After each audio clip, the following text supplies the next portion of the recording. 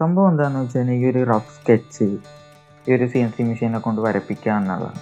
കഴിഞ്ഞ വീഡിയോയിൽ ഞാൻ ഹോംവർക്ക് ചെയ്യാനും അതിനൊക്കെ ആയിട്ടൊരു CNC മെഷീൻ ഉണ്ടാക്കിയെന്ന് പറഞ്ഞൊരു വീഡിയോ ചെയ്തിട്ടുണ്ട്. സോ അപ്പോൾ അത് വെച്ച് നമുക്ക് ഈ ഹോംവർക്കിൻ്റെ ഇത് അല്ലാണ്ട് വേറെ കുറേ പ്രൊജക്ട്സും കാര്യങ്ങൾക്കൊക്കെ വേണ്ടിയാണ് ആ സംഭവം ഉണ്ടാക്കിയത്. അപ്പോൾ അതിൻ്റെ ഒരു അപ്ഡേറ്റും ഇപ്പോൾ വരാൻ പോണ ഒരു പ്രൊജക്റ്റിൻ്റെ അപ്ഡേറ്റ്, അതൊരു RC കാർ ഗ്രൗണ്ട് അപ്പ് ഉണ്ടാക്കുന്ന ഒരു പ്രൊജക്റ്റാണ്. പിന്നെ ഒരു CNC മെഷീൻ്റെ വേറൊരു യൂസും കൂടെ കാണിച്ചു തരാമെന്ന് വിചാരിച്ചാണ് ഈ ഒരു വീഡിയോ ഉണ്ടാക്കുന്നത്. നിങ്ങൾ മറ്റേ വീഡിയോ കണ്ടിട്ടില്ലെങ്കിൽ ആ വീഡിയോയുടെ ലിങ്ക് ഡിസ്ക്രിപ്ഷനിലുണ്ടാവും. പിന്നെ ഇവിടുത്തെ ഒരു കാർഡിലും ആ വീഡിയോയുടെ ഇത് കൊടുത്തിട്ടുണ്ടാവും. So check it out. സംഭവം എന്താണെന്ന് വെച്ചാൽ ഈ ഒരു റഫ് സ്കെച്ച് ഈ ഒരു CNC മെഷീനെ കൊണ്ട് വരപ്പിക്കുക എന്നുള്ളതാണ്.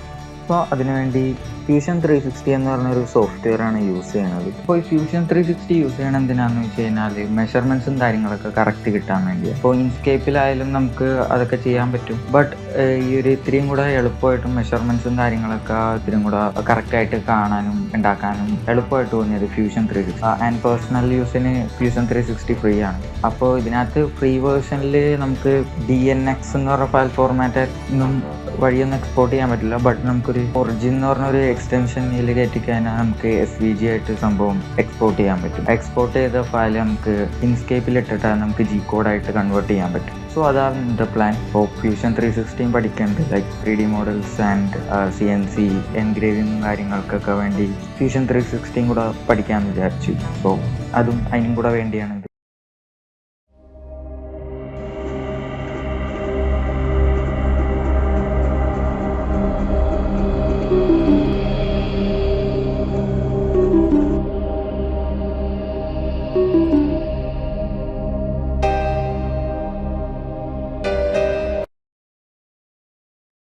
നേരത്തെ ഇത് മര്യാദക്ക് വർക്കാവുണ്ടായി, ഇപ്പോൾ വർക്കാവണില്ല. അതിൻ്റെ സെർവർക്ക് എന്തോ കുഴപ്പമുണ്ടെന്നു. കണക്ഷൻ വല്ല ലൂസ് ആയതായിരിക്കും. ഐ ഡോണ്ട് നോ, അതെന്താന്ന് നോക്കണം. ബട്ട് ഇതിനു മുമ്പ് ഇത് നല്ല കറക്റ്റായിട്ട് വരച്ചിട്ടുണ്ട്. ഇപ്പോൾ വീഡിയോ എടുക്കുന്നതിന് മുമ്പ് ട്രൈ ചെയ്തപ്പോൾ കറക്റ്റായിട്ട് വന്നായിരുന്നു. ബട്ട് ക്യാമറ ഓൺ ആക്കിയപ്പോൾ സംഭവം മര്യാദക്ക് വർക്കാവാം.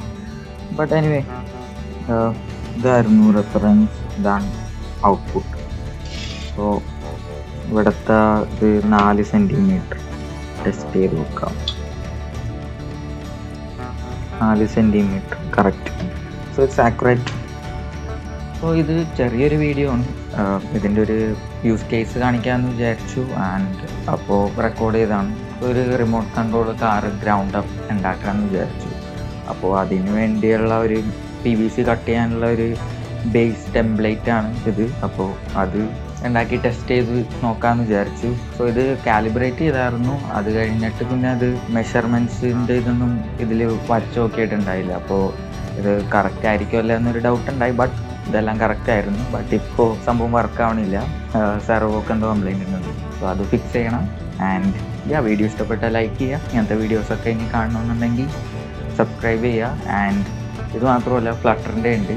ഫ്ലട്ടർ റിലേറ്റഡ് ആയിട്ടുള്ള സംഭവങ്ങളും ഇതിൻ്റെ എല്ലാത്തിൻ്റെ വീഡിയോ ഒക്കെ കാണണമെങ്കിൽ സബ്സ്ക്രൈബ് ചെയ്യുക. And thank you for watching.